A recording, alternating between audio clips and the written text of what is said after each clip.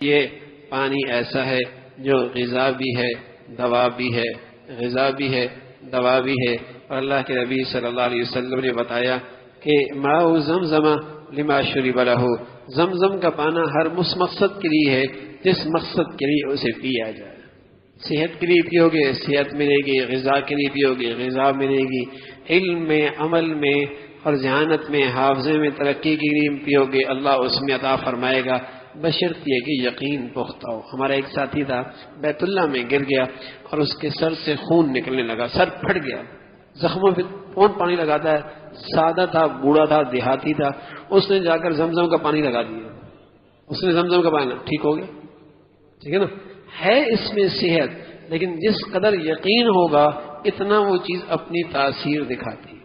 ہمارا ایک ساتھی ابھی یہاں پر موجود ہیں، وہ رمضان میں گئے، انہیں بیماری تھی گیس کی، بار بار جانا پڑتا. رمضان میں گیس کی بیماری کتنی مشکل ہوتی ہے، لیکن اس نے یہ بات سنی ہوئی تھی زمزم کے پانی میں شفا ہے. اتنا پانی پیتا تھا کہ پیٹ میں کسی اور چیز کی گنجائش نہیں تھی. الحمدللہ اس نے چند مرتبہ ایسا کیا، اللہ نے اسے اس بیماری سے نجات نصیب فرمائی. وہ آج بھی زندہ ہے.